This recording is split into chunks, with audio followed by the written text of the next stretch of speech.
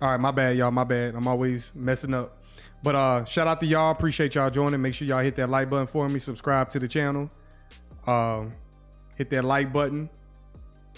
How's everybody doing on this Sunday evening, Sunday afternoon? Today is April the 27th, 2025. I appreciate y'all joining on this Sunday. What's up, Carrie? Shout out to you. What's up, Jay Manson? What's up, Ed? Good afternoon. Good afternoon. How's everybody doing out there? We're going to do a market review, Sunday market review, analyze the market. We're going to follow the money, see where the money is flowing. We're going to get into it. Got 17 people in the building. Y'all smash that like button. Give me a quick roll call. Y'all shout out where y'all from. Shout out where y'all from. City, state, country, region, whatever y'all want to shout out. Go ahead and shout that out. What's up, Gabrielle? Shout out to y'all. Let me get a quick roll call. All right, we got H-Town in the building. Shout out to Houston, Texas. We got the Florida Keys in the building. Shout out to Florida. We got East Coast Canada. Shout out to Canada. What's up, Lenny? Shout out to Chi-Town in the building. Shout out to the Bay Area, California. Shout out to Austin, Texas. Shout out to Central Florida. We got the entire South in the building. The whole southern region of the United States. Shout out to the South. I'm representing from Louisiana, so we got Texas in the building. We got Louisiana in the building. We got Florida in the building.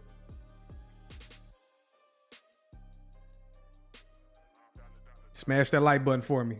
So, okay, let's go ahead and get a quick glance at the market. We currently got XRP currently trading at 226. What time is it? 7:48 Eastern Standard Time. We are just about to begin the new week of trading. So here in about 11 minutes, we will have a new week in the market. And this is the last week of April. Shout out to the 985. Oh yeah, shout out to the 985. Shout out to the 985. Louisiana in the building. Let me see right quick. We got XLM currently trading at 28 cents. We got XDC trading at 7 cents. We got HBAR trading at 19 cents. Everything is still very cheap, but not for long. You already know what's going on. We got Bitcoin back on the move, 93,000. About to touch 94,000. We got Ethereum, 1,700. We got Algo at 22 cents. And we got Solana at $148.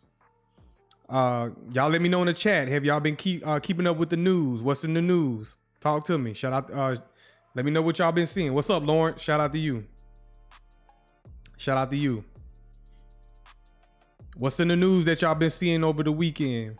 Y'all are very informative when it comes to keeping up with the fundamentals. So y'all can leave it in the chat what y'all been seeing in what's going on fundamentally.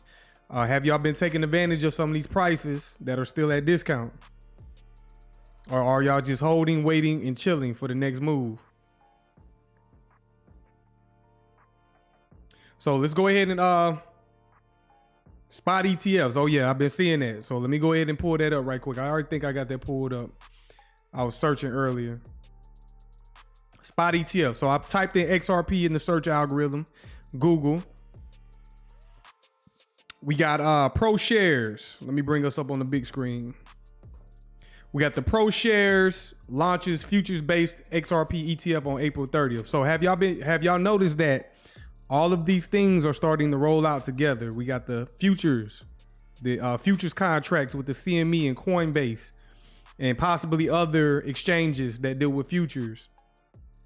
We got the ETFs starting to roll out, XRP ETFs and crypto. So all of that is bringing liquidity to the market and for XRP. So all of these things that are launching is bringing liquidity, introducing liquidity for the overall asset XRP. These are huge deals. And do y'all notice that all of these things are rolling out at the same time, or roughly around the same time, right before regulations? Y'all better be paying attention. Better be paying attention. Lenny, you say you bought some XDC. Okay. You said they're futures and not spot. I'll have to look into that. Who got XDC spot futures? I mean, excuse me. Who has XDC futures, Lenny? Let me know in the chat.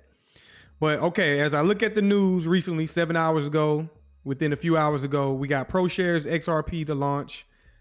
It's dealing with leverage. And if y'all don't know the difference, me personally, I don't deal with ETFs.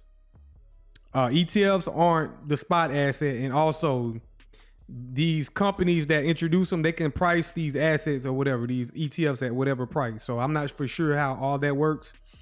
These are products that whatever institution is offering it to their customers. Me, I'm a futures trader. I like the devil in trading. Futures is more risk involved, but it's more flexible and it's dealing directly with the related price of the underlying asset or the spot asset. You said the XRP ETFs are futures. I'm in Lafayette. Shout out to you, Texas Plates. I'm in Lafayette. Back to Texas. Okay, shout out to Lafayette. The 31. What is it? 318. I forgot what Lafayette area code is, but shout out to Lafayette. Safe travels back to Houston. You said we need spot ETFs for XRP. Again, these are all things. If you hold the underlying asset, this is great for y'all that hold the digital token XRP. But I'm not into all these these ETF products. I'm only into the futures market, and as y'all continue to watch me, you will understand why I'm into the futures products from the CME and Coinbase. I'm gonna look into it here shortly. But just reviewing the news, the fundamentals. SEC approves public launch date of April 30th, and that's the difference. These ETFs are regulated by the SEC, Securities Exchange Commission. The futures market is regulated by the CFTC, Commodity Futures Trading Commission. So these products are regulated by two different regulators. And I'm on the side of the Commodities Futures Trading Commission, where the CFTC, where they handle the futures market because there's way more money flowing into those derivatives. I'm not into these SEC spot ETFs and all that. I'm not into that. I'm into the more savvy products, which is futures trading. But all of these things are still great for the people that are invested in XRP, because all of these things are essentially bringing liquidity to that asset. We need this institutional liquidity to pick up the volume of trading so that price can start moving higher. Let me continue to read. 2 days ago. No. I don't want to see that. It says XRP. Let me see. Pretty much they all talking about the same thing, pretty much. XRP ETFs launching. That's a big deal for people that's into that. I'm not into the ETFs. So next thing I want to come do is let's come over to the market. First thing I want to look at is the treasury market. I want to start off in the U.S. Treasuries. The Treasuries have been very volatile lately, but they're moving higher. To the left of my chart, this is the 30-year Treasury. Also, this is the futures market as well. This is the T-bonds in the futures market. Remember, if y'all don't pay attention, the derivatives market sets the price of all assets, even the debt market. So I'm following the debt market and the derivatives market in the futures. And the 30-year Treasury has been moving higher for the past several weeks. So whenever the Treasuries rise, That puts pressure on the dollar. The dollar starts to weaken and assets start to rise. Assets start to rise. So here we are. I'm already seeing in the price action in some of these assets that stock market is kind of correcting. See, a few weeks ago, they were saying, oh, the stocks, recession, tariffs, crash, all of these narratives that they were pushing out. But no, they was accumulating these assets at a discount. It was reaccumulating as they retraced and came back down to a discount. So that's what's been going on. If y'all got the link to the video, y'all share the video for me. Share that video out. Send it out to your friends, your family, your community, whatever. So this is the treasuries. They're starting to rally. So what am I expecting? Y'all tell me in the comments. If the treasuries are rallying, what can we see from the dollar, the United States dollar, which is the world reserve currency? Y'all let me know in the chat. If the treasury bonds are rallying, what can we see from the dollar? And if I blow this up right here, when I say rallying, I'm looking at the previous candles. Yes, weakness in the dollar. What I'm looking at is the previous candles. I'm taking it week by week, month by month, day by day. And these small fluctuations in price have large impact on the dollar and the currencies, because this is the debt market. We're essentially looking at the debt market. So the debt market is the entire financial system. The entire financial system is ran on the debt market. The United States governments are broke, or central governments around the world are broke, bankrupt. And if there's a central bank in your nation, these governments need to borrow cash, fiat, in exchange for T-bonds. So these treasury bonds are currently being purchased. When they purchase these treasury bonds, they flood capital into the system. They flood cash into the system, which is what? Y'all tell me in the chat. What is it doing when cash is flooding into the system? What's happening when cash is flooding into the system? You say major liquidity is coming in the next 90 days? We shall see. I mean, yes, it's flooding. I agree with you, Lenny. Major liquidity.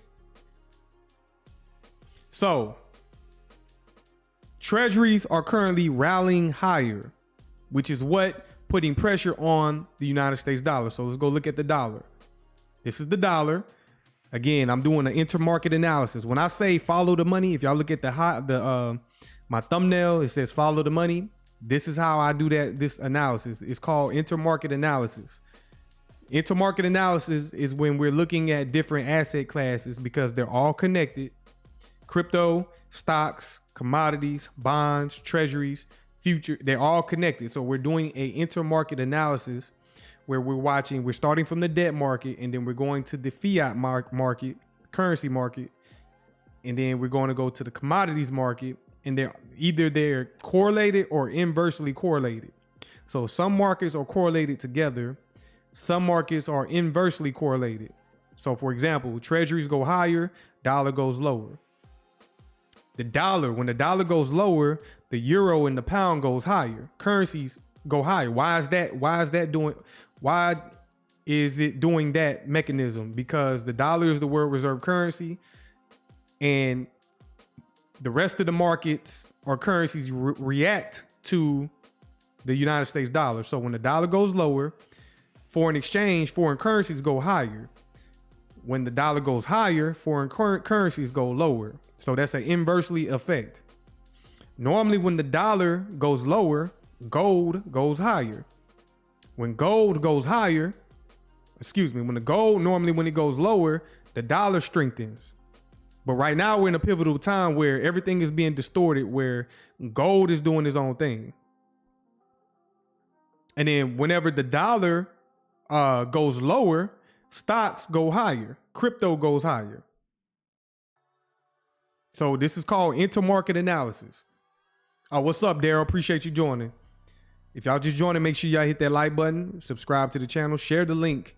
And if y'all want to sign up to the Patreon, click the link in the description below. So the dollar, because the treasuries are showing strength, this is the dollar. This is a 3-month time frame. We're at a pivotal point for the dollar. We at a critical point for the dollar. If I drop out to the 6-month time frame, Dropping out to the 6-month time frame. Y'all tell me, what is this right here? What is this candle right here?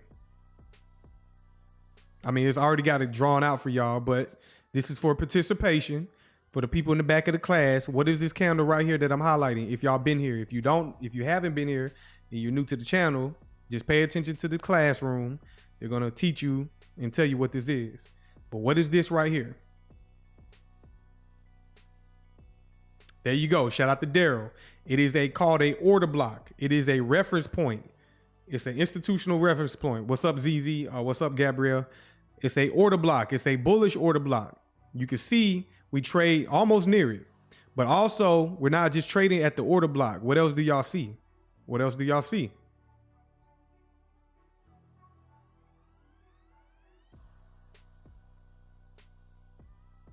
And this is a 6-month time frame. 2 of these candles complete 1 year. So this is a long-term time frame. Long-term time frame. So not only there is an order block, this is a BOSSI as well that we're currently trading in. BOSSI stands for buy side imbalance, sell side inefficiency. It was only offering buying when it was rallying higher. So if you don't know, the markets are algorithmic. They want to repeat over and over again. And then the market eventually retraces back down to offer efficiency inside of this void that it created. So this is them offering discount. Now, we can trade through this as well. This could become an inversion if the treasuries continue to rally. So the system is so jacked up with the debt market. They have to always it's not a perfect system. They always got to lower the interest rates, raise interest rates, sell treasury bonds, buy bonds, just to maintain the system, keep it afloat. So it's not a perfect system. And they always making adjustments damn near every month. Okay, we're not going to raise them. We're going to buy whatever. But I like to take it a candle at a time. So since this is a 6-month time frame, right now treasuries are rising. Dollar has weakness. They can offer this as a discount. What you said, Lenny, 5 trillion has been added year to date. It is always lags 10 to 12 weeks. You're correct, Lenny. Lenny, you be on point. Weeks of markets to rally. So it's coming. Shout out to you. So most definitely. What I'm seeing right now with the dollar, there's liquidity. If we're just looking from an algorithmic perspective, we got sell side liquidity below the market. And remember, what I'm showing you right now, well, the futures markets, if y'all don't know, futures, you could trade the dollar in the futures market. Remember that the futures market set the price of the derivatives market set the price of all commodities. If y'all don't know, the dollar is a commodity. Even though it's fiat and it's fake, it's still a commodity. It has utility and use case. And that's why they have a derivatives product of the dollar. And you can short and buy the dollar. So what I'm seeing right now, there's traders that are either going long or going short for the dollar. Me using my technical analysis and my skill set and my expertise, I see sell side liquidity below the market. What have we done? We rallied higher. We traded up into a premium array. Y'all tell me what this is. Again, 6-month time frame. What is this candle right here? Ignore this gray area. That's on the 3-month time frame. But what is this candle right here? What is this specific candle right here? Y'all tell me in the comments.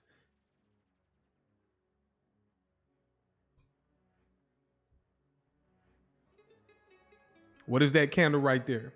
Yeah, shout out to you, Ed. Shout out to y'all that went through the Patreon.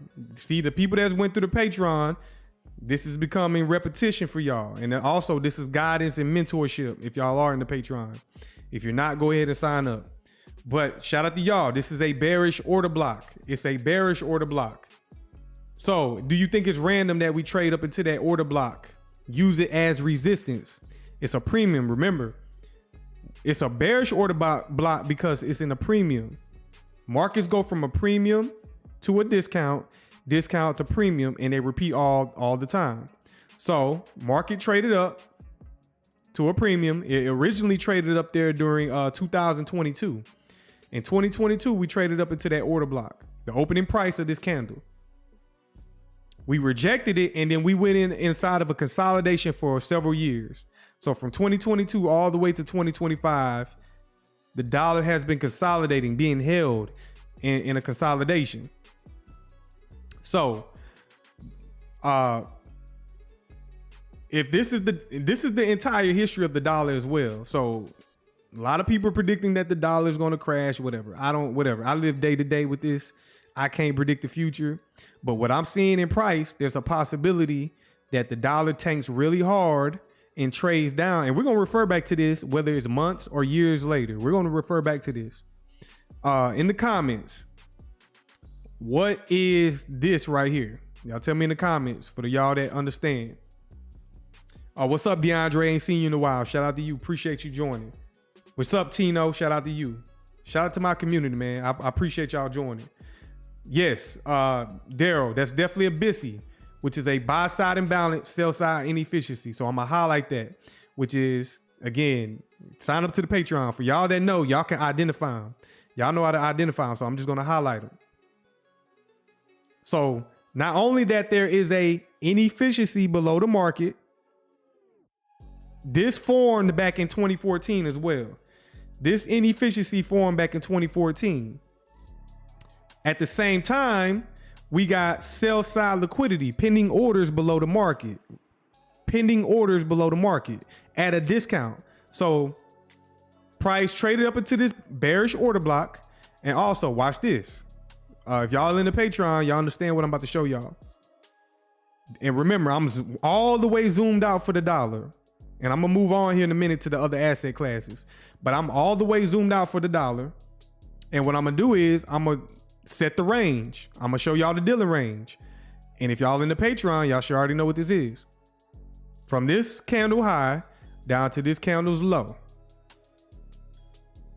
That's the dealing range for the dollar. Y'all remember? Y'all press 1 if y'all in the live. Y'all press 1 if y'all in the Patreon and y'all understand and y'all went through this lesson. Who went through this lesson in the Patreon? Definitely you, Lenny. I know you've been through it. But let me know if y'all went through this lesson. Ed, you went through it? Okay. So this is the dealer range from this swing high down to this swing low. We dividing this range right here from a premium to discount. The midway point is equilibrium. That's the midway point of the range. Let me highlight what I'm trying to show y'all. So this midway point, the 50% level, we're going to divide this in half. And I'm going to take a rectangle from the top, the swing high, down to the midway point right here. And I'm going to give it a light color, nothing to really hurt your eyes. Let's say, I'm going to give it a blue color, like that. Or I'm going to give it another color. Wait. Now I'm gonna give it a blue color. So, okay, what I'm doing is I divided the range. The top of the range is a premium for the dollar. I'm gonna type it out, premium. The bottom of the range, which is below the 50% level, discount. And I'm gonna give that light red color, boom, like that. So what I just did was I divided the range in half. This range that the dollar has been stuck in goes all the way back to 2001. So look how long drawn out this is. So when I told y'all that the market goes from a premium to a discount to premium, what side of the range are we currently on? Y'all let me know in the chat. What side of the range are we currently in? What side of the range are we currently in? Shout out to you, Daryl. We're in a premium. Shout out to you, Ed. We're in a premium. Lawrence, premium. It's pretty clear, right? We go from a premium to discount to premium. So now you start adding in, okay. You start adding in the narrative. What's the narrative? Treasuries are being purchased. The dollar is showing weakness. The dollar is crashing, etc. That's the narrative. So what you're looking to do is, if you was a trader, I'm not viewing this from a trader's perspective. We're looking at it from a macro analysis. We traded up into the premium. We traded up into this order block, which is a what? What kind of array? What kind of array is this order block, this down close candle? I'm just training y'all so it can be repetitive. This trend line right here that I highlighted, that's a what? Order block. What kind of array is it? Premium array. It's a premium array. It's a reference point. It's a institutional reference point. All of this is in the Patreon. Y'all click the link. We trade up into it. And now we're still in the premium side of the range. Also, if we divide the midway point of the top of the range, which is the premium range, we have left the premium. So what I'm trying to say is, if we look at the entire range, we divide the midway point, then you could take a Fibonacci or whatever. I'm just visually looking at it, and you can divide the premium range. You can divide that in half. I already got it divided in half. That's what I'm trying to highlight. And there goes the midway point right here, and above it is a premium. Even though we're inside of a premium, there's a deeper premium above the midway point of the premium range. And now we're trading below the midway point, which is the discount premium. So as it starts to return back to equilibrium, which I'm forecasting that we come back down to the opening price of this order block, I'm trying to see if, okay, do we want to trade back lower and drop back down to the discount, which is the midway point of the range, and come back down inside of the discount and then trade down into this BOSSI, which is at a discount. It's a BOSSI because it's a buy side imbalance, sell side inefficiency, and it's a discount array. And there it is right there. And then we want to trade lower and take out the liquidity that's resting below the market. These equal lows below the market that's inside of a BOSSI, buy side imbalance, sell side inefficiency. So that's the range. I'm not focused. Check it out. I'm not focused on anything else to the left outside of that range. I'm just focused on price currently in this range. We got 2 months to complete this candle, and then one more candle will print, and that will complete the year. Look how long and drawn out this is. Now from the 6 month, let's go down to the 3 month. On the 3 month time frame, the dollar has been consolidating into recently. We got 2 months left to complete the quarter. This is the second quarter of 2025. And then the new candle will print in the third quarter, late summer 2025. And I'm forecasting that, hey, this is right now. Y'all pick it. I'm bearish on the dollar right now because we're leaving a premium and we're trying to go back down to discount, and we got liquidity down at discount. Down here. We're not there yet. My first target would be this order block, which is still on the premium side. And then my next target would be this BOSSI on the 6 month time frame. So I am bearish on the dollar. So if I'm bearish on the dollar, what can we expect for commodities? What can we expect for the stock market? What can we expect for crypto? Y'all let me know in the chat. Y'all let me know in the chat. My next target for the dollar is order block right here. That's my next target for the dollar. Yes, shout out to y'all. I appreciate the participation as well. That lets me know y'all are engaged and y'all are paying attention. I definitely pay attention to the appreciate the participation. So that's my next target for the dollar. So if the dollar is going low, what kind of environment is that? If y'all heard me say it before, I'm gonna tell y'all what it is. But if the dollar is going lower, what kind of environment does that make? What do we call it when assets go higher? What do we call that? Okay, I just seen it. Shout out to you, Daryl. Risk on. Anytime the dollar goes lower, that's a risk on environment for stocks, crypto, commodities. Anytime the dollar goes higher, that's a risk off on environment, meaning either the market is going to consolidate or assets will go lower. So that's the dollar analysis. I haven't done an in-depth dollar analysis in a while. So there y'all have it. If y'all missed anything, go back and watch the live stream, and we're going to eventually come back and refer to this. From the 3 months, let me take a closer look. Let's go down to the monthly. Again, we got 2 days left to complete this candle. 2 days left to complete this candle. And that reminds me, I got to look at the economic calendar. I'm going to do that next. So we got 2 trading days and I'm bearish on the dollar. It's showing weakness. And we got a lot of liquidity resting below the market. I wouldn't be surprised, I wouldn't be surprised if this goes into a low resistance liquidity run. Y'all should know what that means if y'all been here. Meaning speed. If the dollar starts to fall rapidly with speed and we get down here in a hurry, let's say sometime by the summertime, I would not be surprised by that. That's going to be very bullish for crypto and stocks. So with that being said, let me come over here to the economic calendar. Let's go look at the economic calendar right quick. So on the economic calendar, we are in the last week of April. This is the last week of April. I'm not going to be too active as a trader on this last week because we got a lot of high impact news going on into the last week. If you ever see a week that says non-farm payroll, that stands for not for professionals, and we have protocols. We are out the market before the end of the AM session on Wednesday. If you want to be content and be done by Tuesday, that is okay as well. But if you're trading in any market and there's non-farm payroll, be out the market by the AM session Wednesday. If you decide to trade Thursday and Friday, you can go ahead and fuck around and find out. Go ahead and trade Thursday and Friday of a non-farm payroll week. You're going to quickly understand. And then also, just because we are out the market before Wednesday, they can hold price into a high resistance consolidation all week. They can hold price into a high resistance consolidation all week.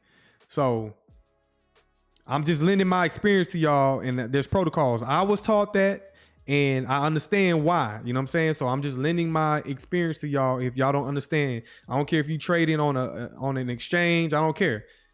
I'm lending my experience to y'all so y'all understand what to do and what not to do. There's protocols. As traders, we have protocols. So we have a busy week coming up.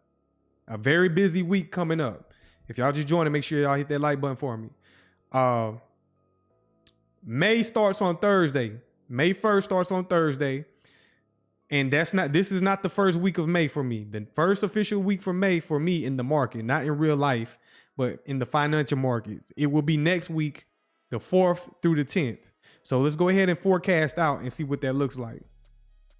And as you can see during this week, we got low impact news. Well, we got some high impact news in there, but it's not scattered out like it is currently this week. We got funds rates. So pay attention to that next week. We got on Wednesday, May 7th, we have the federal funds rates or the interest rates announcements.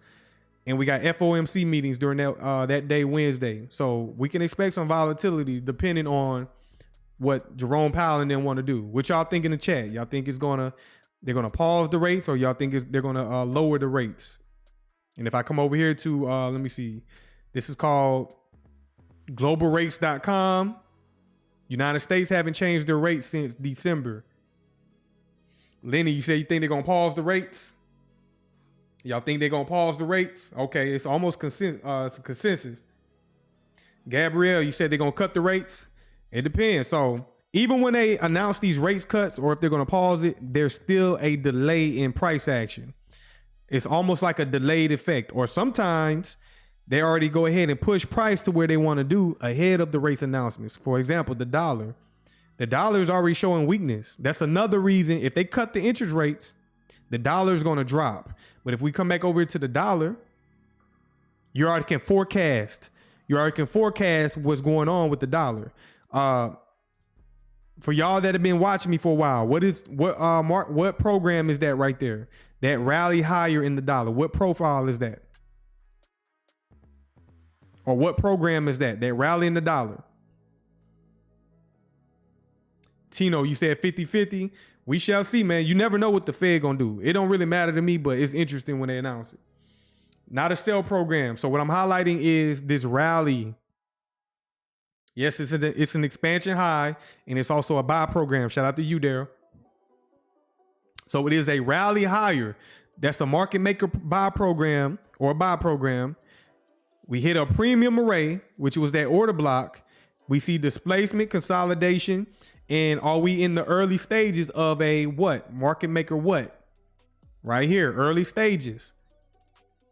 In my pro lessons, I'm going to go more in depth with these profiles. I'm going to go more in depth. But again, market maker buy program, market maker sell program. So you can see these things repeating over and over. And what it's doing is either seeking a PD array, which is a order block, liquidity pool, or inefficiency, which is a gap. In this case, in the buy program, we rallied higher and took and touched that order block and a 3-month fair value gap premium array. And then what it does, we leave a premium and we're going to start heading for a discount market for the dollar. In the market, we have liquidity below the market, and we can use these PD arrays as targets at discount if we were shorting the dollar. So these things repeat over and over again. That's what I'm trying to tell y'all. They repeat. Consolidation, expansion, retracement, reversal, liquidity, order blocks, fair value gaps, high resistance, low resistance. And it's very generic. Just like I'm highlighting it for y'all. Y'all can see it happen before it happens. And that's why I'm so accurate. And that's why I have a lot of precision, because again, these things are repeating. So what I was going to look at next, let me see. Let's look at gold. So we know that, okay, there's a potential that they start cutting the interest rates. They're already showing weakness on the dollar. And that's a risk on environment for other assets. So now we're going to look at the commodities markets. This is the spot gold price. I should show y'all the futures price for gold as well. The futures market controls the price of gold currently. So gold currently trading at 3,300. Again, it's already outpacing everything. There's no ceiling right now for gold. It just created a high of 3,500 on the tick. 3,500 on the tick.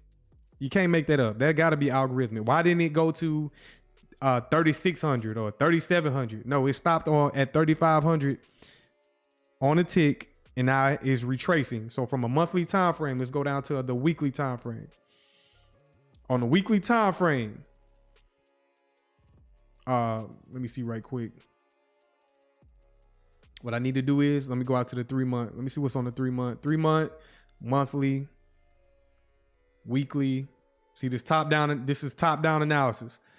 On the weekly time frame, we have a BOSSVISION below the market. There's a possibility that they might want to retrace down here to offer a discount for gold.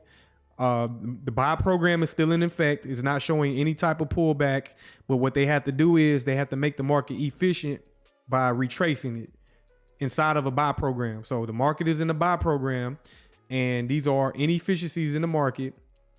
They can retrace down here, offer a discounted opportunity, or they could trade down here, offer another one. But I don't see it going too much further.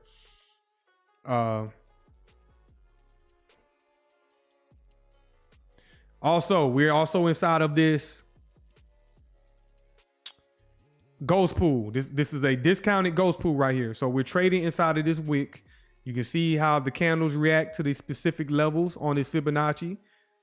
You can see how it trades down, uses this level as support. Now, is it done? No. We can come lower and we can potentially come down. So you can forecast or anticipate. This is where you get your anticipation skills at. You can anticipate that gold could possibly come down even lower and come deeper into this gap below the price or below the market. Or we don't have to go that lower, and we can use these levels to use it as a springboard to continue higher. Again, not bearish at all on gold. Gold ain't showing no weakness at all. So that's gold. Shout out to y'all if y'all just joined. Make sure y'all smash that like button. Let's go ahead and look at silver. Silver quietly moving. Who's been paying attention to silver? Who's been paying attention to silver? Do y'all hold silver? Because as gold has the shine right now, silver quietly moving higher. Silver is currently trading at $32. Currently trading at $32.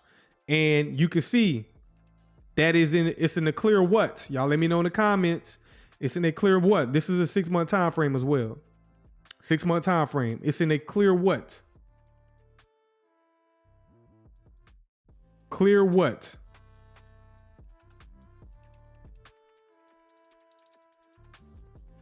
Yes, shout out to y'all. Shout out to you, Lenny. Shout out to you, Gabrielle. It's in a buy program. Market maker buy program. Also, silver also controlled by the derivatives, the futures contracts of silver, which is the derivatives market. So from the 6 month time frame, we already got the all-time high above the market. All-time high, which is 49.81, just shy of 20 cents shy of $50. Also, I'm looking at this large wick. I like to check it out. This, y'all remember this. When we look at, you see this wick right here, it's also a large wick. It's roughly a little bit half of this one, but I'm going to choose to select the larger wick every time. So that's what I'm gonna do. I'm gonna select this wick right here. I'm gonna draw it out. That's a ghost pool that we can potentially trade in. You can see when it formed after this candle closed, this candle right here used it. 1, 2, these midway point of that ghost pool, rejected. And then these next candles used them as well. And then the market went into a sell program, consolidation. And now look how price is trading right back at these levels. So we can trade back up into this ghost pool before we seek the liquidity where the orders are above the market. And for traders, that's a take profit level. That's a take profit level. But if you're holding the underlying asset, the physical asset, then hey, you just hold on, because y'all all know silver is also money as well. Silver is also money. From the 6 month time frame, let's go down to the 3 month. Again, it's kind of high resistance, meaning it's doing a lot of choppiness, a lot of wicking around, a lot of pullbacks and retracements, but it's ultimately going to reach for its destination. That's algorithmic. It's ultimately going to want to reach for its destination, which is the liquidity above the market, which is the all-time high. We recently seen this with crypto, XRP, and some other digital assets as well. Did the same thing, went up there, took out that all-time high, but silver is moving real slow at a snail's pace, but it's moving though. And most people are not paying attention to silver. Get you some silver. From the 3 month, go down to the monthly. Monthly time frame, high resistance. Very chopping a lot, just a lot of chopping. This is a monthly time frame. Every one of these candles take 30, 31 days. And it's just been consolidating when it dropped down to discount. And now it used that discounted level. I think that's a 3 month fair value gap. Let me zoom back out. Yes, this is a 3 month BISI. Buy side imbalance, sell side inefficiency right here. And this took years. This retracement down to discount took years. So it formed in January 2021.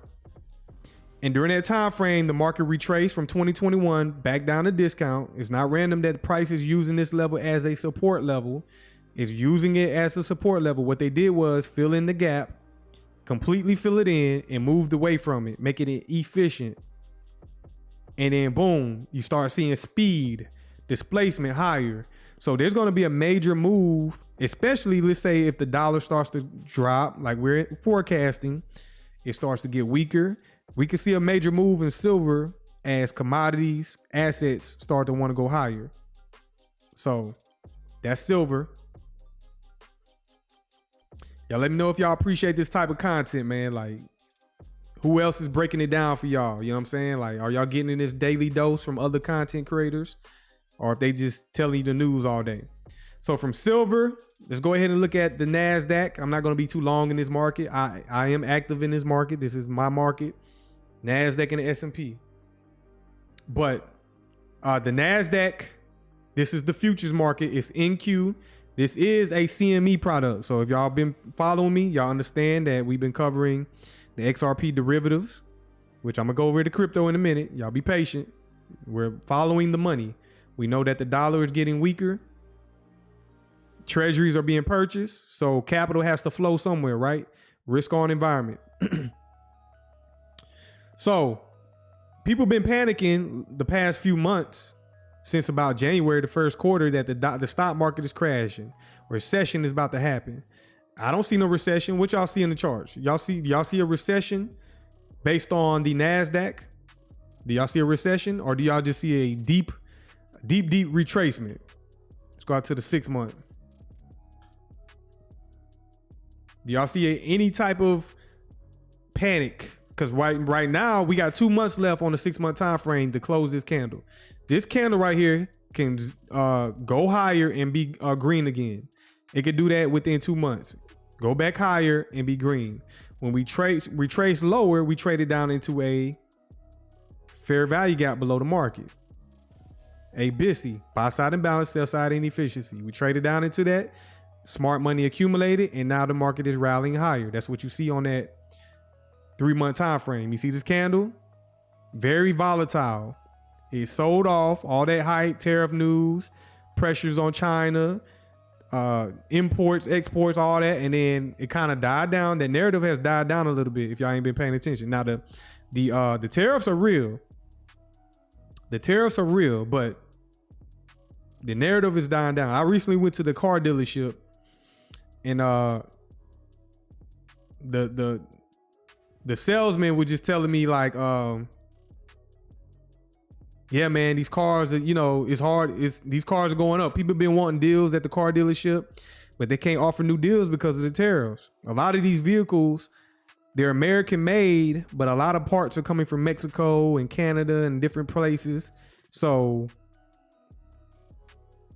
things are still, things aren't looking good when it comes to those tariffs until they start dropping them. That's what I'm trying to say. So stock market is chopping around from the 3 month. Let's go down to the monthly time frame. We got 2 days left to complete this candle, and then we're gonna go into May. I'm already gonna tell y'all May is gonna be probably a volatile month.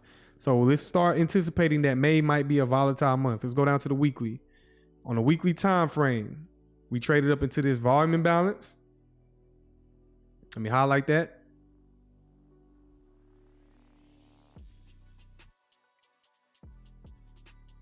Right there, volume imbalance. You can see that we trade through it. And there's a possibility because right now the dollar is starting to show weakness. See, we recently traded down, took out liquidity below the market. That's what we recently did. Took out sell side liquidity. And now the market is probably about to start going higher to take out liquidity above the market. And then we got this SIBI right there / volume imbalance. We can trade up into that for the NASDAQ. Right there. Those are premium arrays.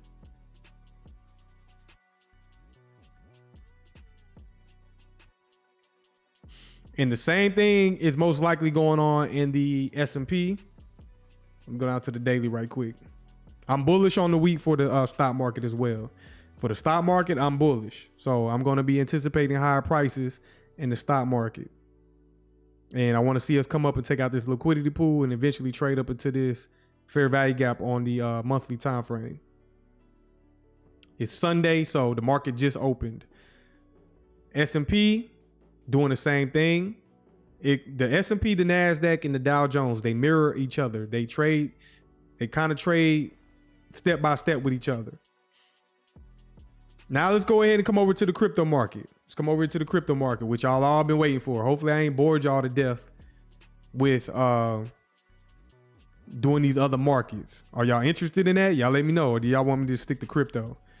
Stick to crypto, because I don't just follow crypto. I follow the entire system. So, Lenny, you say you want me to just stick to crypto? What you saying, Lenny? If y'all been following me, y'all showed me. So I gave y'all two scenarios. This is a 3 month time frame. This is XRP. And I'm gonna look at the futures contract in a minute. XRP, if y'all been watching me, I've been highlighting this discount array below the market. Nothing has changed.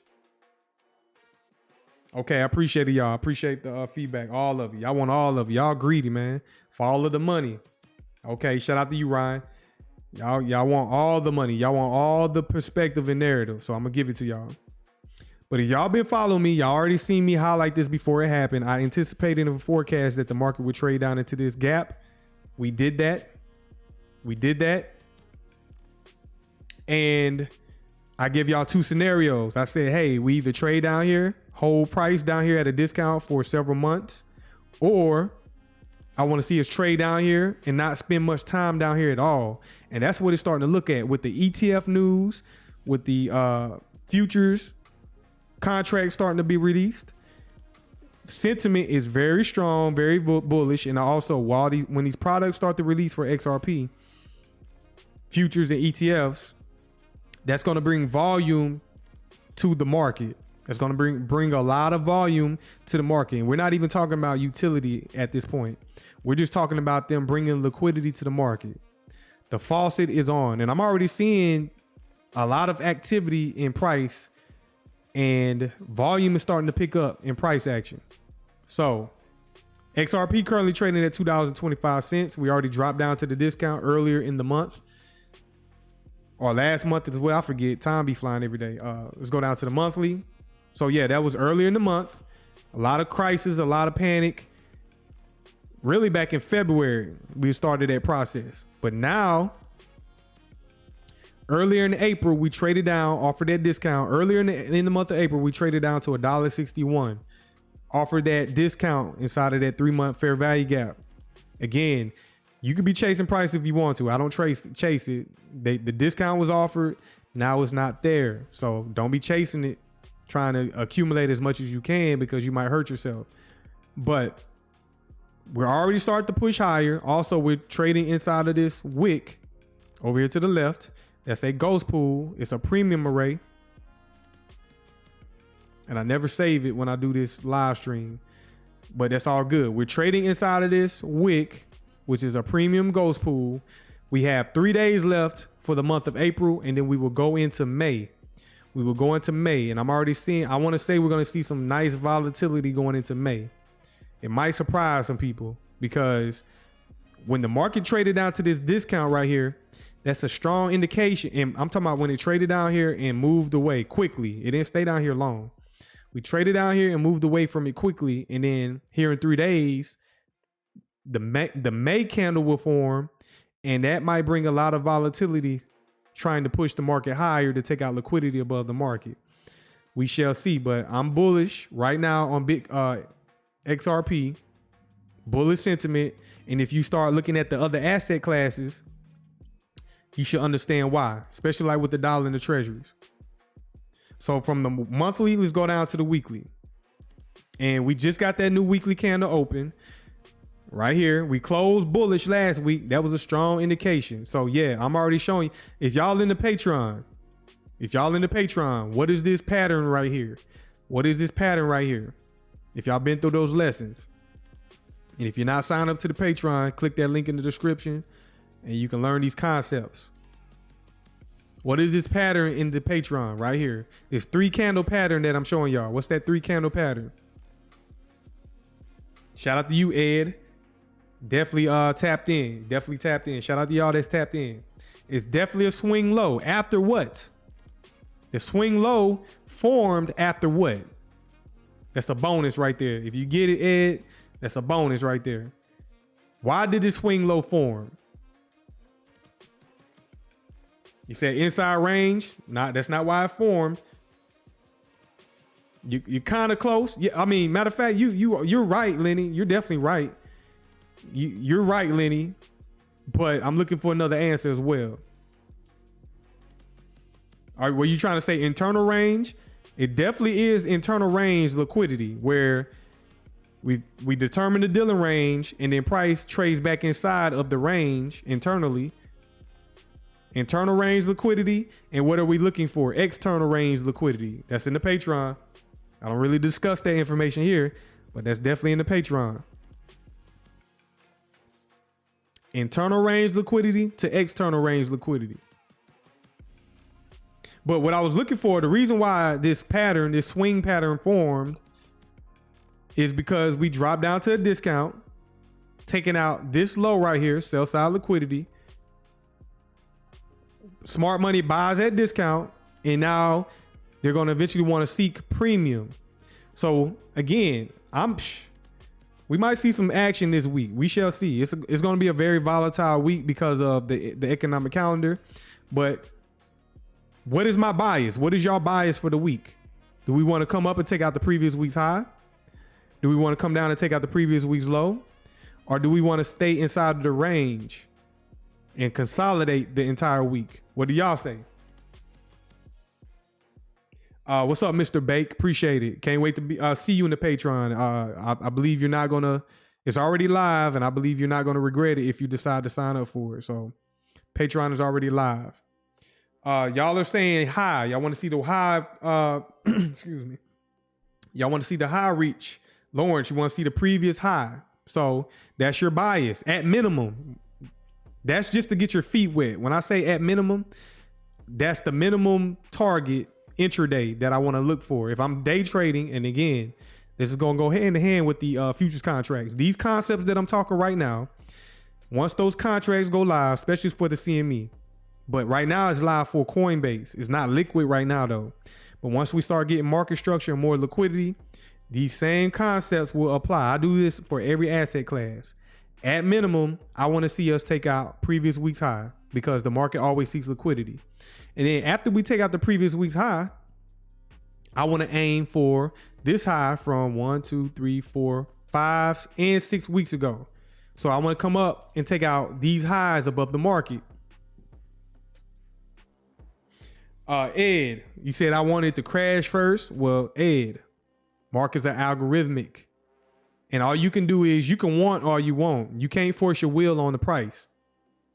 You think you're going to force your will on the algorithm when it's programmed to do certain things and repeat over and over again? No. All you can do is identify what's going on, and then get in sync with the algorithm. Plug in, tap in, plug in with the algorithm. Yes, we drop down, take out discount. We consolidate it on lower time frames, daily and lower, expansion higher, seeking liquidity above the market. So if XRP randomly pops back up to 250, 260, don't be surprised because this shit repeats over and over again. So from the weekly time frame, we already got our bias. We already determined our bias. You always want to start off with a bias. Every week, you want to start with a bias. Within that monthly candle, there's normally 4 weeks that trade. So you can anticipate 4 weekly candles, and you can anticipate a bias. You're pretty much picking a side. What side of the market do you want to see go? Do you see it going higher? Do you want to see it go lower? But I'm giving you a foundation on how to determine that by saying, hey, my bias is bullish. So once we drop down to a daily and lower, you can already see price starting to push higher, reaching for that liquidity above the market. Check it out. We're trading currently inside of this SIBI over here to the left. This is a sell side imbalance, buy side inefficiency. We have been trading up into it for several weeks now. I'm going to hide this below the market, but you can see how we traded down again, discount 3-month time frame, BISI, and we displaced higher. It did it in a high resistance condition, meaning it took a while and it struggled to kind of push higher. It wasn't low resistance. Low resistance is when we trade down the discount and it just quickly moves away. It doesn't want to stay down there long. But right now, high resistance, because we're coming up on that monthly close and we're about to go into May. This is a daily time frame. Each one of these candles take 24 hours a day. You got to do this over and over again, repetitive, and then you will start to see what's going on. But this was an inversion fair value gap right here. This gap right here, this was a SIBI. It formed once this candle right here closed. When this candle right here closed and this candle dropped down to that 3-month fair value gap, and then it retraced, closed. Once this candle closed, this SIBI formed right here, this SIBI. That once this candle closed, it became valid. And then, okay, this candle right here, it traded back down lower, back down to discount, it closed. This candle right here, it opened, traded back down into that discount one more time, and then it displaced and it traded back up until this what? Sell side imbalance, buy side inefficiency. Traded to the midway point, close. This candle right here, it opened, it retraced, and then it closed. And then this candle right here, in the consecutive candles, what we do, we cut through the SIBI. We traded right through it. Remember, We don't just get rid of gaps once we trade to them. We can refer back to them and we can cut through them. That is called an inversion fair value gap. So once we traded through this gap right here, it became inverted. It went from a SIBI to an inversion fair value gap. And it also traded up into this SIBI right here. And then it traded back down into this range. So when it becomes an inversion, now you're looking to buy it instead of selling it like a normal SIBI. Once we trade through it and it becomes inverted and you understand higher time frame order flow on that 3-month monthly candle and that weekly, on this daily time frame, you can get in sync with price. And you can see right here, it consolidated for several weeks and then boom, displays higher. We leave the inversion. And it was also a little small one right here, this little small little BISI inside of the inversion gap. But we leave it, we trade up into this SIBI. We rejected it, used it as a premium array. And then what did we do? Once this candle closed right here, this BISI formed. We trade down into it several times. Use it as a support level. We buy it. And now we're starting to see that displacement higher. And right now we got some volatility during the Asia session. Right now we got some volatility coming into the market. I could tell by the candlesticks. This candle right here was an impulsive candle. Very impulsive.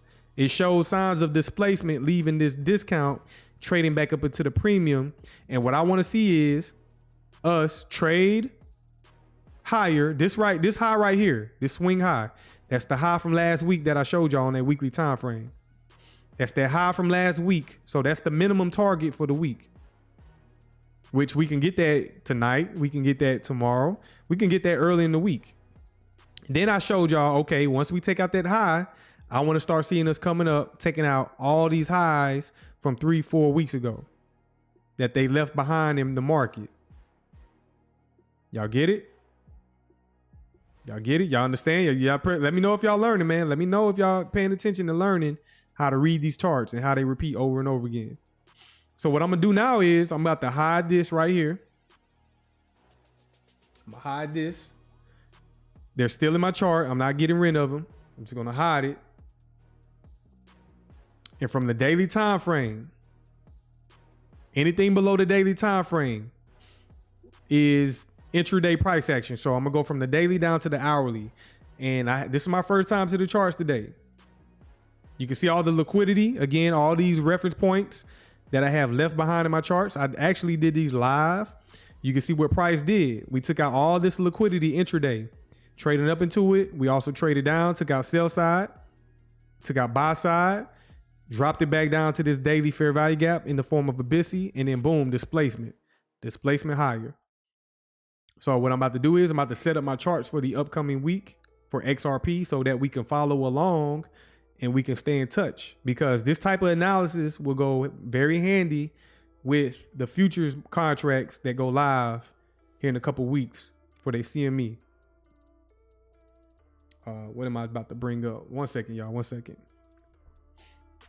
And if y'all just joined, make sure y'all hit that like button for me, subscribe, click the link in the description below for the Patreon. So if I just zoom out, this is an hourly time frame. You can see all these blue highlighted areas. These are old liquidity pools that I've been referencing, leaving in my charts for weeks and weeks at a time. This goes all the way back to January. This and all these trend. I have been doing this every week since January. The market has been very rangy, consolidating, and these are old reference points. So what I'm about to do is clone this vertical trend line, drag it out to the right, all the way out to next Sunday, 12 o'clock midnight.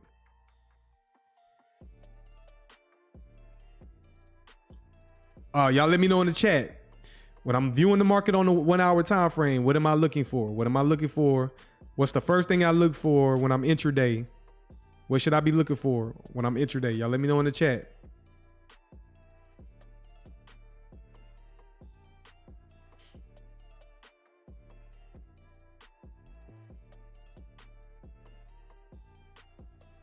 And check it out. As soon as these markets start picking up, watch everybody flood into this live stream like y'all never seen it. When these markets start picking up, price action start moving, that's when the crowd starts to come. So shout out to y'all that are here and want to learn actual technical analysis. Like, as soon as these markets start picking up, that's when people start looking for handouts, signals, and they start flooding the live stream. I've already seen it when we was in these markets back in December, when we had that explosive December when price broke the all-time high. Shout out to y'all. And everybody, if y'all just joining and y'all not in the Patreon, everybody that's responding, they're in the Patreon and they're well trained up. Yes. So what I look for is the previous week's high and low. Previous week's high and low. So that's what I'm looking for initially. If we look back 2 weeks ago, right here, I'm not even going to highlight this low right here because they're equal lows. That's a key thing as well. You see this low? This is the low from 2 weeks ago. And then we got last week's low right here.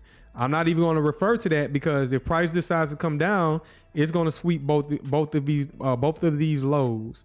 So anytime that you see equal lows in the market, you want to reference that, or we equal highs, because that's a strong indication that price could potentially refer back to that. But right now I'm bullish. I don't see that happening right now. So those are last week's lows right there.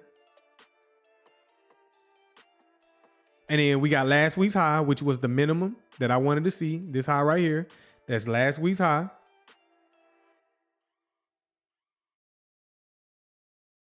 And then what I'm about to do is I'm going to clean up my chart just a little bit because it's a little wild right now. I know it's probably a little bit confusing for y'all, but bear with me.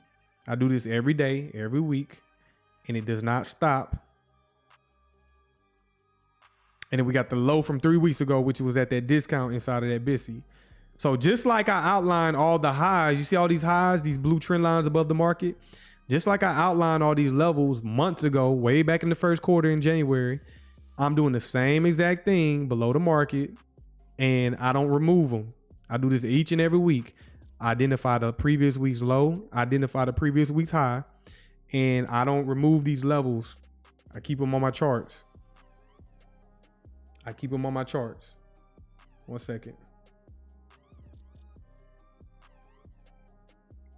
Yeah, so again, I leave them on my charts because the algorithm eventually is going to want to refer back to them. They don't have to refer back to them, but if they decide to, you already got it highlighted. So, okay, so far this week, Sunday, so far today, I mean, Sunday, April 27th, we have had XRP being very volatile earlier this morning.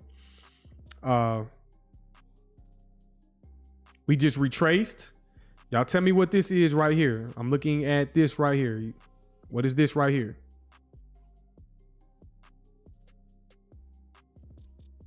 Let me know in the chat. Make sure y'all smash that like button for me.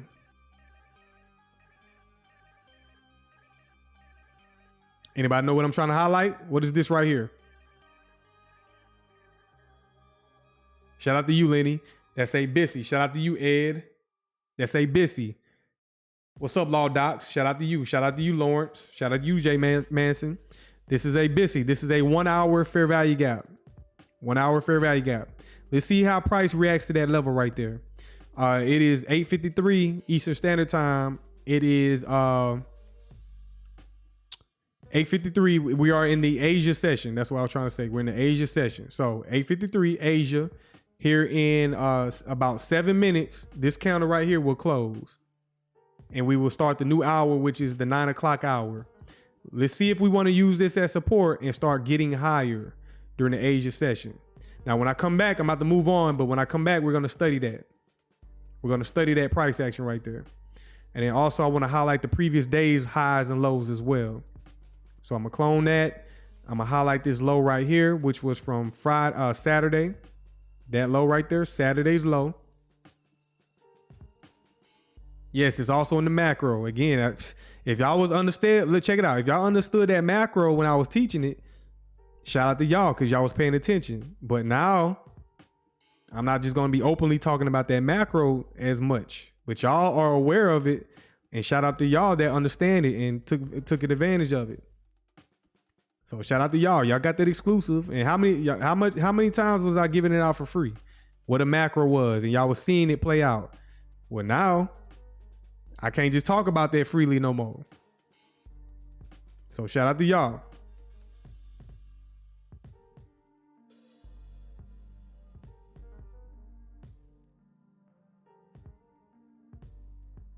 So what I want to do next is I'm going to come back to this chart right here. What I wanted to go look at next is, let's come over here to XRP, the Nano Futures on Coinbase. This is currently the May contract, May 2025.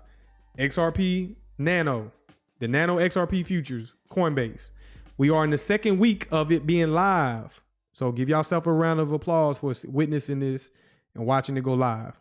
On May 19th, 2025, the CME will release their XRP Futures, XRP derivative in the macro, XRP macro. I'm more interested in the CME products. Right now, it's only going to be on Robinhood. So that's a problem for me because I don't deal with Robinhood. I needed to go across more brokers, more exchanges. But we're going to wait and see. I want to wait and see if my brokers offer it. What I want to do now is, it's not volatile. It's not really liquid right now. So, and the market structure isn't clean. So, second week of it being live, first month of it being live. Let's go down from the weekly down to the daily. So at minimum on this chart right here, I'm going to reference last week's high. That's buy side liquidity. If you know the XRP chart that I've been outlining, that's the minimum target that we're referencing. That's my bias. I want to see price come up, take out buy side liquidity. So from the weekly, let's go down to the daily time frame.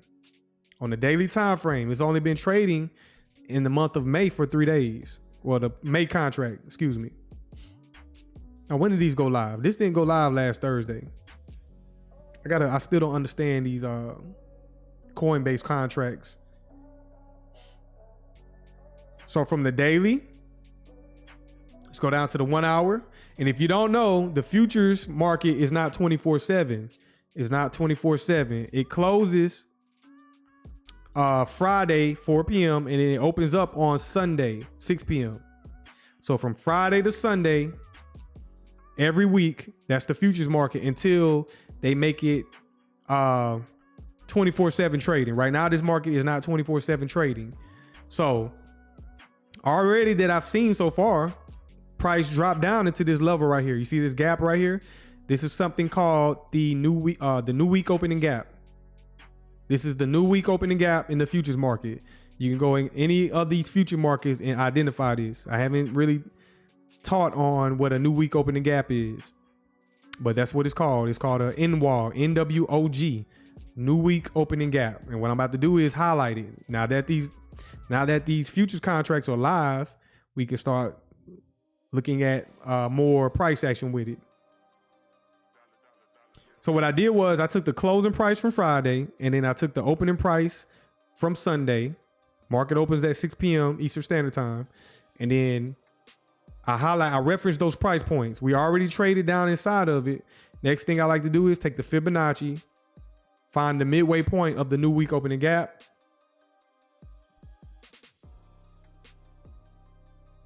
Midway point is a critical level. And I'm going to use that as a reference. And I'm gonna remove the Fibonacci, boom. Now there's a clear gap in price. If you don't know these concepts, if you don't know that the market is algorithmic, you'll probably never notice it. And then we can even go back to this week right here, Friday.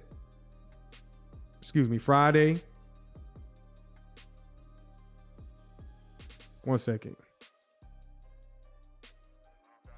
I'm looking for Friday. Okay, I see it. So there's not only that there's new week opening gaps, there's also something called new day opening gaps. But I'm not going to talk about that right now. We got new week opening gaps and there's new day opening gaps. And that's what these gaps are right here. New day opening gaps. But I'm gonna reserve that for the Patreon. So new day opening gaps. And I just showed you what a new week opening gap is right here. Same concepts apply as the spot market. The same concepts. We want to identify 12 o'clock midnight. 12 o'clock midnight Sunday. Well, opening price on Sunday right there. And then what we do is we're going to frame it out for the upcoming week. So we don't trade Sundays neither. If you're in the futures markets, because I seen a crazy man, one of these popular influencers, and I might pull that up here in a second. But I seen somebody on social media, that's our YouTuber. He set a limit order on Sunday I mean, he said it on Friday or over the weekend, Saturday. And he's waiting for the market to open for his limit order to be hit. If you watch me, I don't do that. You don't trade on Sundays. And that's just from experience. You don't trade on Sundays because the market opens at 6 p.m. and then it reopens 12 o'clock midnight. So Monday starts 12 o'clock midnight. And then from 12 o'clock midnight Monday all the way out to Tuesday, 12 o'clock midnight. And if we keep doing this, I'm going to go already out from Sunday to Sunday. I'm going to do that from Sunday to Sunday. Right here. For the upcoming Sunday. And then I'm going to frame up the market for the upcoming week. So from Tuesday, 12 o'clock midnight to Wednesday, 12 o'clock midnight. And this is the same thing I show y'all in the future, the NASDAQ, S&P, these same concepts, even in the crypto market, same concepts. And now that we got a live XRP Futures contract, the shit is lit. You think you know what I'm talking about? I'm gonna pull it up here in a second. Daryl. You might have seen it. And with the new week opening gap, what I do is I drag it out all the way up to the upcoming Sunday. I drag it all the way out to the upcoming Sunday. I'm gonna pull that up here in a second, y'all. Give me a minute. So this is the framework for the upcoming week. We got last week's high. Remember, that's my minimum target. Minimum target. We don't trade on Sunday. The market doesn't open until... Oh, shit. Let me see right quick. Yeah, I messed that up, man. I messed it up. I was on regular trading hours, so my bad. But we can use regular trading hours as well. What I'm aiming for, previous week's high. That's the liquidity. That's the draw on liquidity. Right now, we're just trading inside of the new week opening gap. And I will further go look at this a little bit more. Again, if y'all just joining, this is the Nano XRP Futures derivatives for Coinbase. Let me see if I can log into paper trading.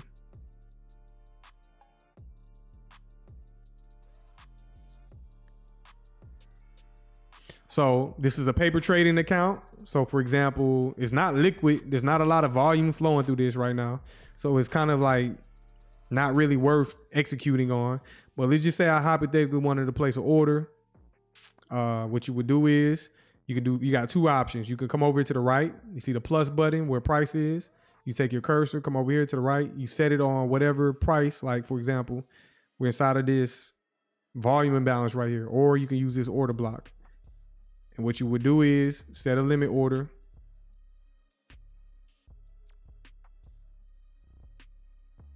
Or you can come over here to the top left, select buy. You can set a market order or a limit order. And for the hell of it, I'm just going to set a market order. You always use a stop loss. And we can determine our take profit after. Let me just try it again. Market order. And I wanted to enter inside of the gap. This is not real-time trading as well, neither. But I wanted to set the order inside of the gap. And you can see, I forgot what Coinbase ticks was. So I'm going to have to pull that up. What each tick was for Coinbase. So if you look over to the right of the price, 220.07. And each tick, I forgot what it was. If y'all remember on the in the chat, let me know. If y'all remember in the chat, let me know. But every tick is worth like so many dollars. And this is just the nano. This isn't like the large contract. This is just the nano. And what I was trying to do was enter in the gap right here. So just showing y'all some examples as it starts to frame out right now. Like I said, this isn't liquid right now, but as it starts to frame out and start to build more market structure and become more liquid, then I will be way more interested in the volatility in the market structure. Again, we're just in the second week of this being live. So always use a stop loss. I'm gonna drag the stop loss down. Let's say the midway point of the gap right there. And then take profit at the liquidity pool from last week's high. And that little nano contract would net you $29.85. Let's say, for example, again, I'm using this as live. Again, we're preparing. This is kind of training for y'all who want to start coming trading XRP futures. I'm going to exit out of this. I'm going to give y'all something else. This is all depending on your equity. So however much equity you got determines how much leverage you can put on. So again, let's come over here to the buy, select buy. And let's say, for example, 20 contracts. This is the beauty of the futures market. Let's put on 20 contracts and let's select market order. So essentially you got on 20 contracts at one time. 20 contracts. And you can go more. I've seen like 50 contracts on a NASDAQ trade, 50 contracts on a gold trade. Very liquid. So, and then that pretty much increases your leverage, and then you can take profit. You can start taking off as price moves higher in your direction. You can start taking off contracts and paying yourself as price moves higher. So I just wanted to show y'all that y'all can put on as many contracts as you want. But when you're beginning, when you're starting off, only trade with one contract. Only one contract. So you already know my bias is bullish. And I want to see the previous week's high taken out, which is right here. That would net you roughly about $500-$600 right there at the take profit above that high. Right at that high. Just like that. So let me know in the chat if y'all gonna be taking advantage of these futures contracts. What y'all think? What y'all thinking?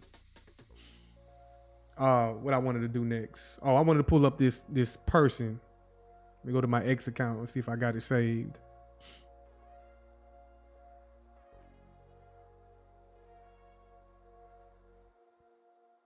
Anything else interesting y'all want to look at? Anything else interesting?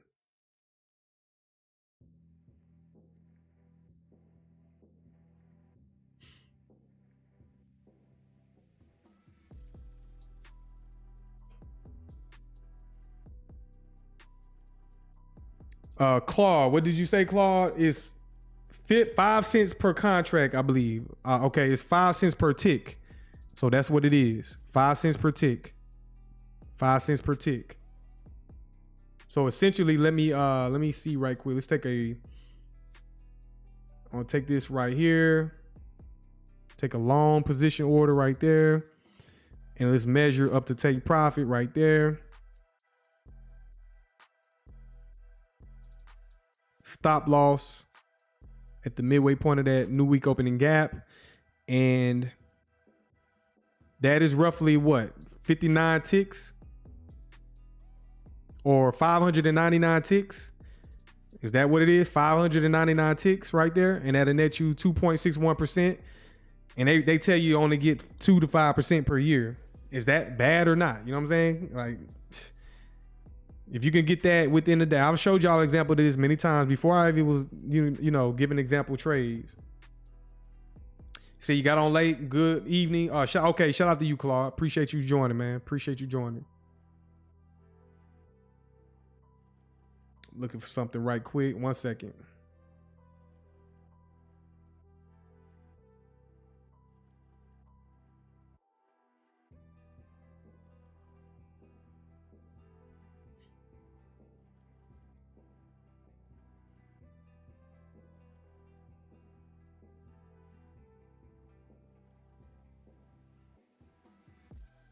I'm gonna show you what to do and what not to do. So 1 second. I'm gonna come back to the chart here in a minute. I gotta plug something in so I can show y'all.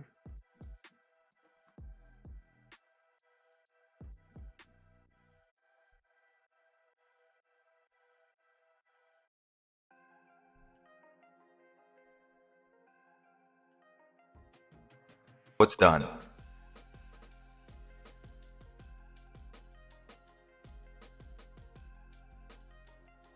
One second, y'all. 1 second.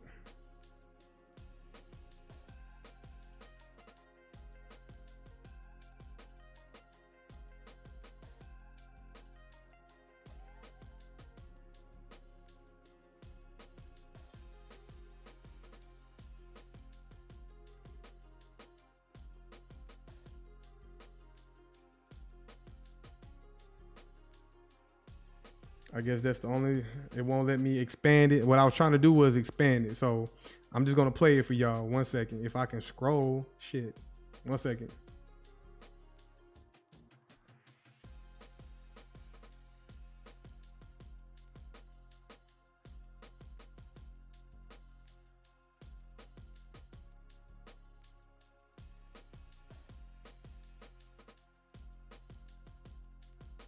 Financial advice?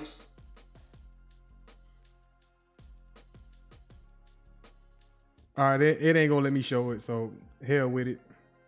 It ain't gonna let me show it. But I was gonna show a popular influencer trying to trade. He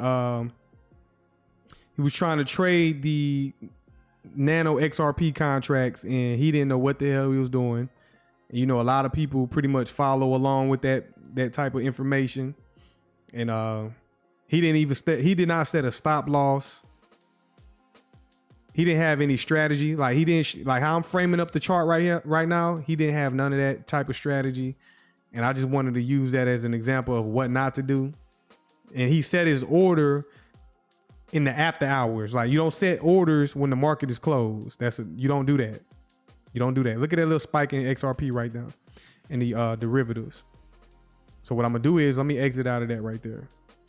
Let me see if I can get a better position.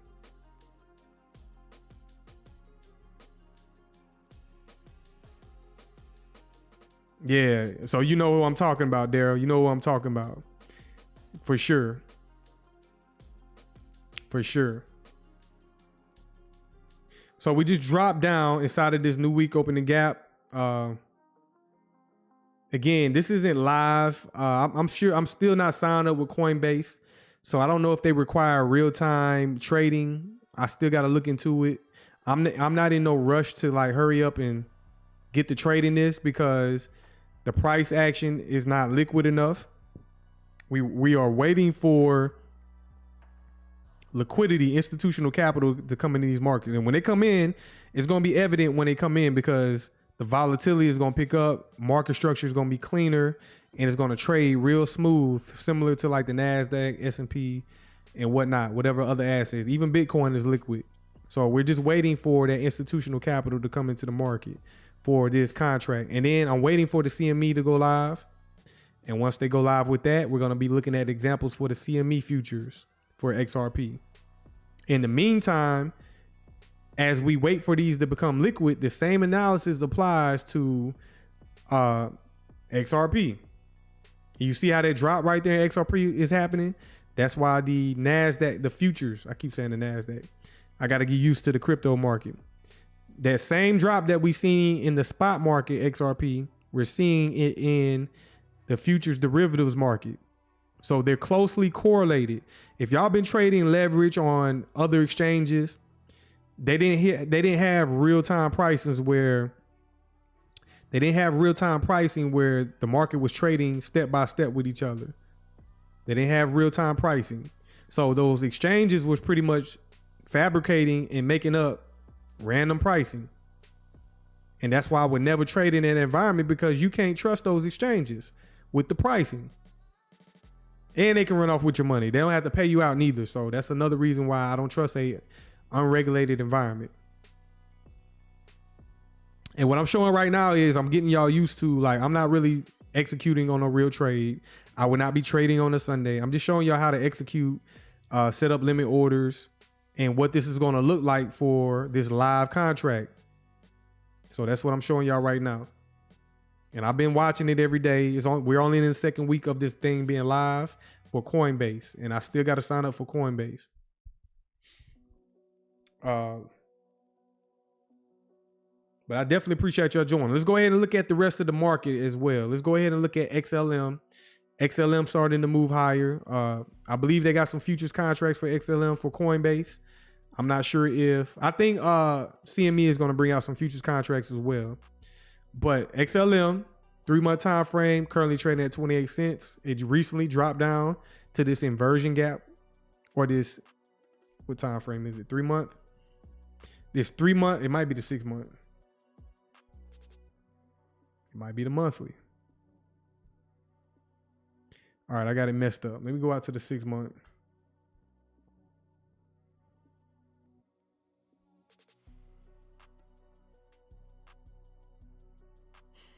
That's a 6-month fair value gap, BISI.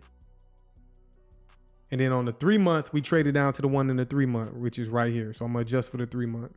So we traded down to this 3-month fair value gap, used it as support, and you start to see price moving away. I was taking advantage of it when it dropped down to this fair value gap down here, buying the spot asset of XLM. And now it's starting to move higher.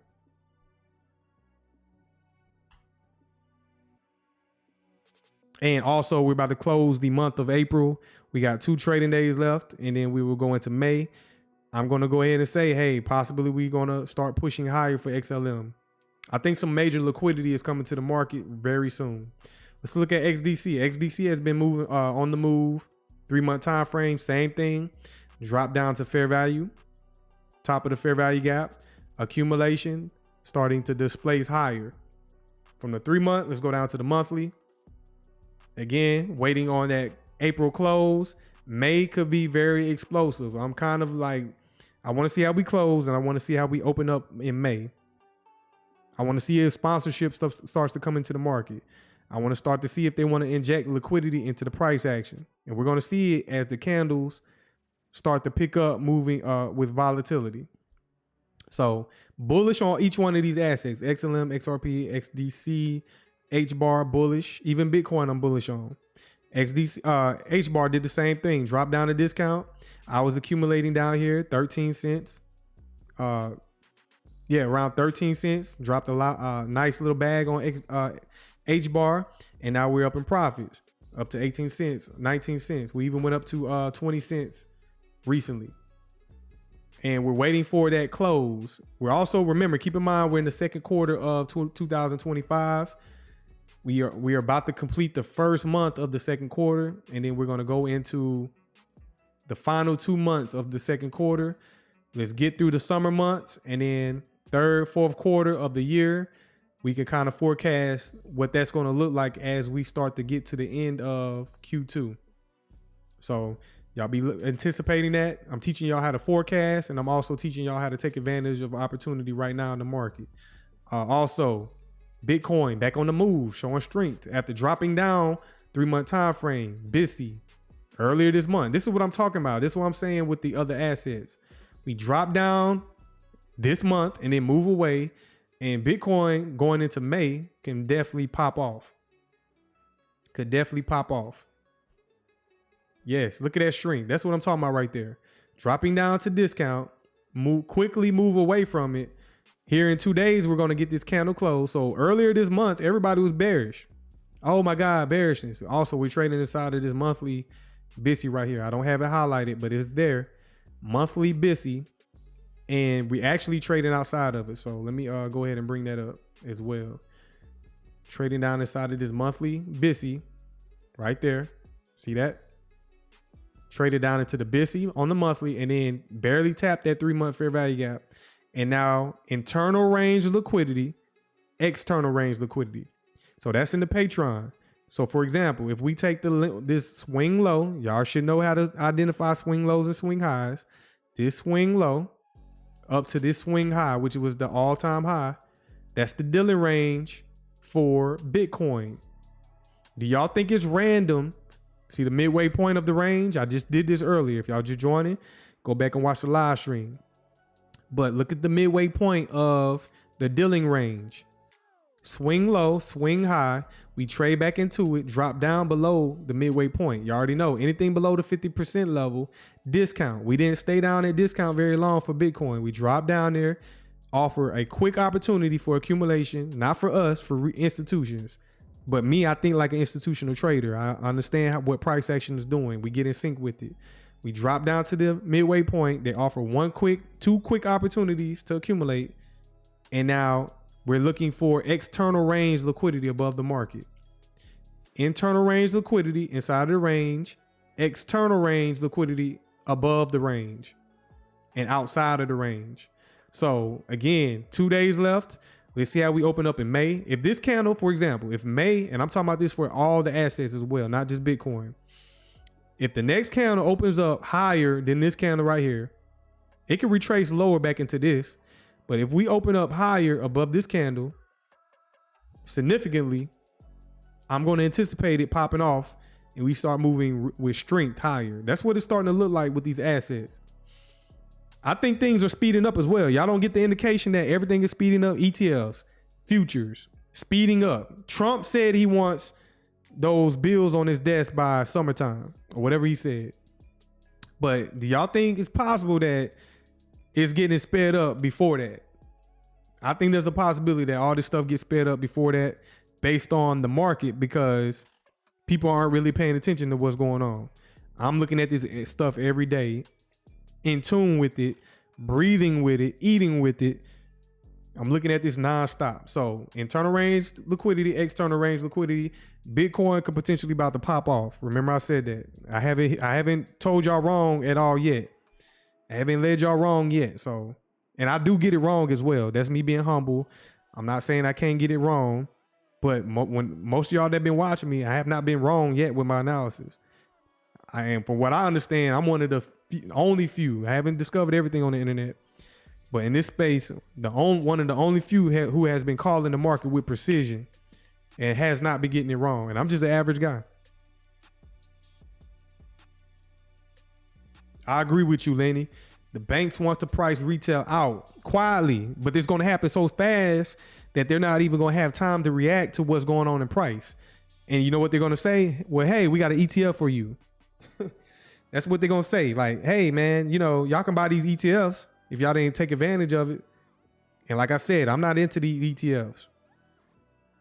I'm going to be, and also y'all not understanding with this explosion coming in, if y'all in the futures markets, these institutions coming into the futures markets, not only they're going to buy the spot asset, the underlying asset of the commodity, which is these digital tokens, they're also going to be taking out trades, leverage on the price going higher. So they're winning all around the board. They're going to be scooping up all the assets and then leveraging it or hedging against it or with it to go higher. They already got trades in for Bitcoin to go higher, which is multiplying, amplifying their money. And we're talking about billions of dollars, millions of dollars. Same thing with people like me. I'm accumulating the assets. Excuse me. I'm accumulating the assets and I'm going to be leverage trading. It's almost inevitable that Bitcoin, XRP, let's come back over to the futures contract. It's inevitable that XRP is going to continue higher here shortly. So people are going to be in here taking out contracts, going long, tripling, quadrupling their money, and then buying the underlying asset at a discount. So they're winning both ways, taking out leverage and owning the commodities. And by the time price goes higher, they're going to just offer retail a spot ETF product. But hey man, I think that's going to be it for today, y'all. Hopefully y'all appreciated this. Anything else y'all want me to cover before I head up out of here? Anything in the news, anything else y'all want me to cover as far as price action? Let me come over here and take a quick look at XRP again. And we're just covering the major markets. Don't give me no, now ain't the time for meme coins. We got ETFs. We got futures, derivatives coming live. So it ain't no time for no Onyx. What's another one? What's the other one I've been thinking about? Whatever, man. This ain't no time to be playing around. We over here thinking like smart money. We don't got time to be playing around with petty stuff. There's no more. We're not playing around with layer twos. Not just yet right now. We're not doing no meme coins. If you are following my channel, I'm leading y'all. I'm trying to tell y'all to pay attention, learn this skill set, sign up to the Patreon, and take advantage of price volatility in the futures markets, which blows everything else out the water. Like no more layer twos, no more meme coins, not the hottest coin that everybody's talking about because it already moved higher. So now everybody's talking about it. If a coin has moved higher and then everybody jumps on the wave, you're too late. You missed out on the price. You missed out on it. And that's what I see all the time. People react to price action and whatever market they're looking at. They react to price going higher and then they want to talk about it instead of, hey, the market is at a discount. And I teach that market is at a discount. Now is the time to accumulate. No, they only want to react when the price goes higher. You said gold real quick. I went over gold, Claude. If you missed it, I went over gold. But again, I'll take a quick peek back at it. Gold is retracing. And again, I know you came in late, but I went over gold. So gold is just retracing right now inside of this ghost pool. And there's fair value gaps at discount. If you miss gold, again, you're not going to be buying gold at these premium prices. Why would you be buying gold right now in a buy program? Like, you should have been buying gold at a discount.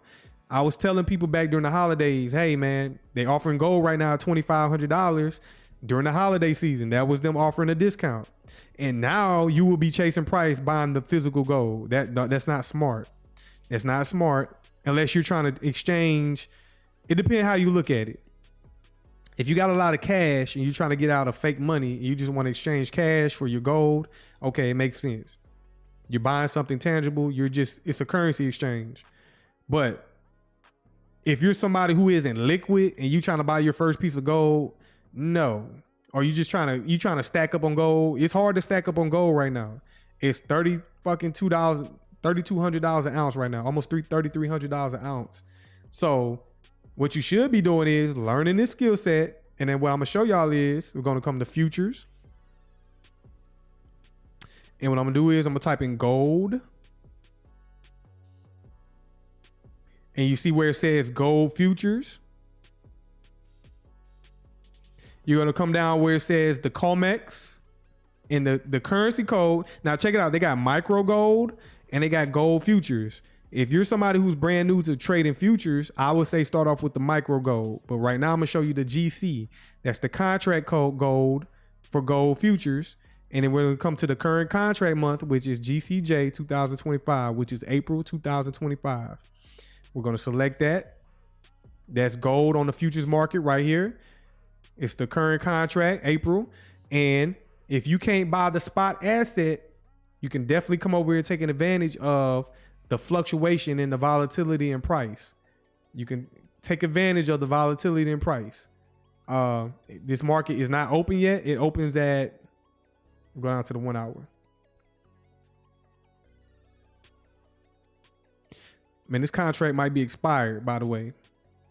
Oh, my bad. Yes. Let me go back. GC, let's go look at the gold. The May contract. That's what I'm trying to say. The May contract for gold. GC. And I'm going to select May 2025.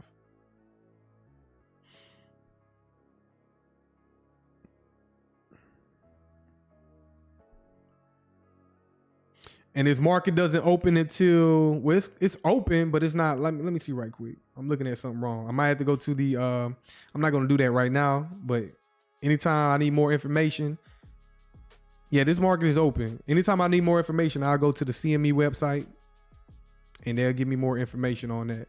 Matter of fact, let me go ahead and go over there. Go ahead and go over to the CME.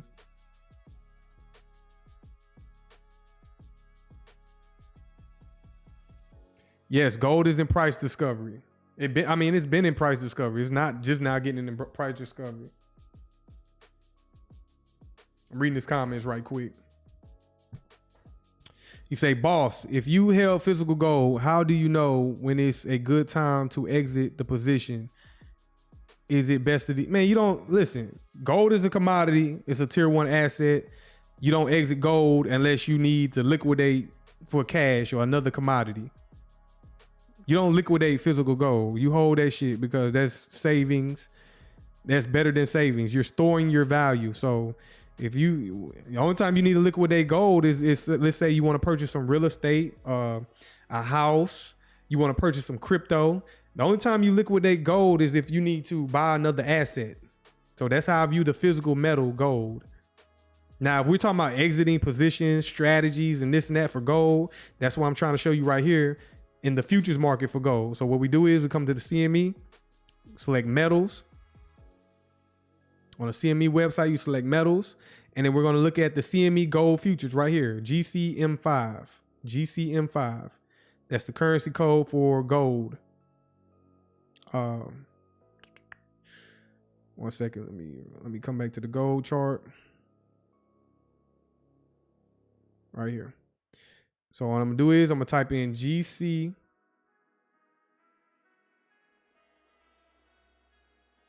M5, GCM5.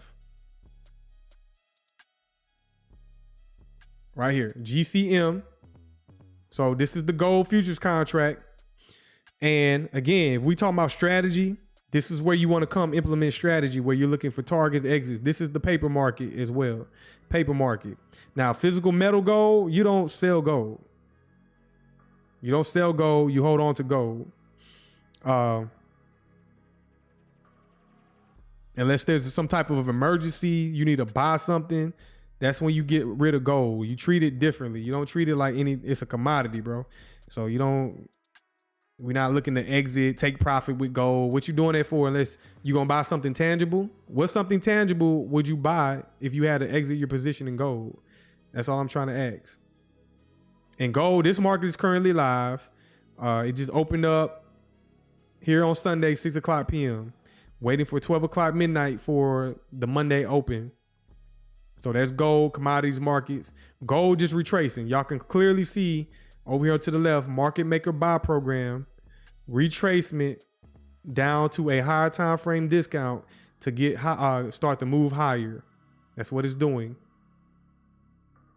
So hopefully that makes sense for you. Hopefully y'all understood. Y'all let me know, does that make sense for y'all as far as strategy? What's y'all perception about gold? I'm showing y'all where y'all can go get money. You can go get cash money by trading the futures contract of gold.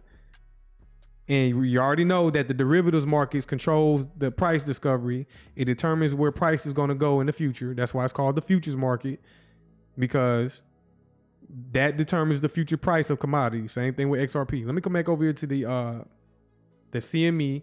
I want to go to markets, and I want to search for, let's say, XRP. Lenny, I know you sent me this, but I haven't did this yet. Markets, cryptocurrencies. Let's see. I want to go where it says view all.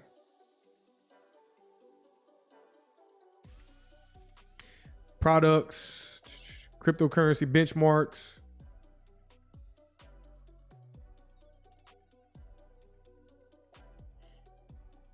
Here we go right here. I'm gonna select that.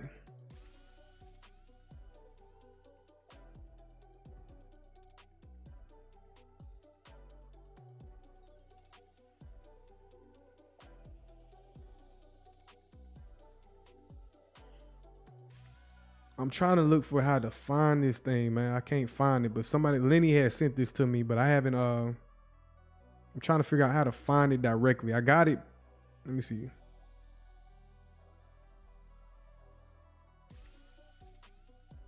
Markets, data, markets, type in XRP.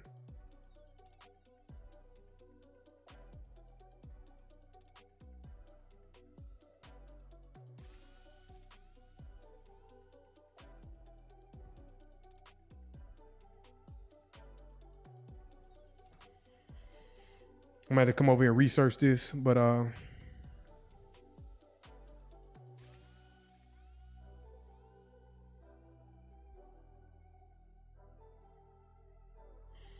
guess I'm gonna have to do this right here. 1 second, y'all. 1 second.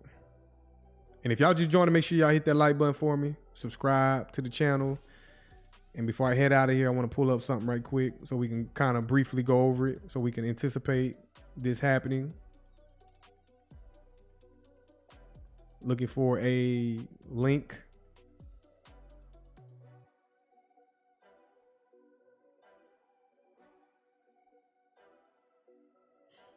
All right, this right here. This is what I'm looking for right here. This is the CME. It's not live yet. XRP futures contract from the CME. It is not live. They say it's effective by Sunday, May 18th.